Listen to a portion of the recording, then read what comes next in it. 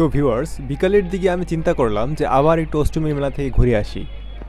তো ঘুরে আসার সময় হঠাৎ আমি খেয়াল করলাম যে কী ব্যাপার, মানুষ কিন্তু অষ্টমী মেলা থেকে অনেক মানুষ একসাথে ফিরে আসছে। তো আমি একটু কাছে যেতে বুঝলাম যে কোনো একটা ব্যাপার ঘটেছে যার জন্য মানুষ সবাই একসাথে ফিরে আসছে। তো চলুন আমরা কাছে গিয়ে দেখি যে আসলে কী ঘটনাটা ঘটেছে যার জন্য মানুষ ফিরে আসছে। দেখতে পাচ্ছেন, আমরা কিছুটা বুঝতে পারছি যে এখানে হয়তোবা ঝড়ের মতো কিছু একটা আসছে। তো কিছুক্ষণ পর হাঁটার পর আমি বুঝতে পারলাম যে এখানে আসলেই অনেক বড় ধরনের একটা ঝড় এসেছে। দেখতে পাচ্ছেন মানুষ অনেক চিল্লাচিল্লি করে, নাচানাচি করে এখান থেকে চলে আসছে, কারণ তারা আসলে দেখতে পাচ্ছেন অনেক ঢল নেমেছে মানুষের। অনেক মানুষ কিন্তু একসাথে এই মেলার মধ্যে অংশ নিয়েছিল, কিন্তু অবশেষে বিকালের দিকে তারা আর ঝড়টাকে কুলাতে পারলো না।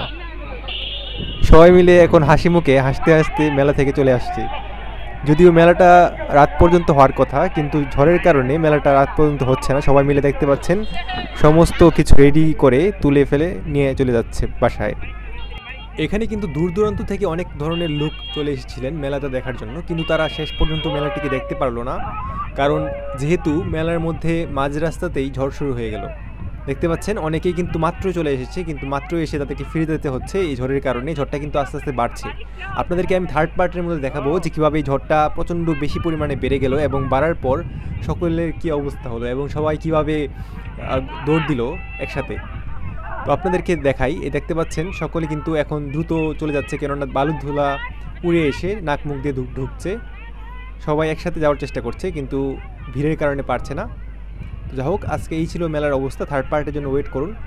ভালো লাগলে ভিডিওটি সাবস্ক্রাইব করবেন এবং কমেন্ট করে জানাবেন কেমন লাগলো ভিডিওটি। আমরা রেগুলার এই ধরনের ভিডিও দিয়ে থাকি। তাই সকলে ভালো থাকবেন। আল্লাহ হাফেজ।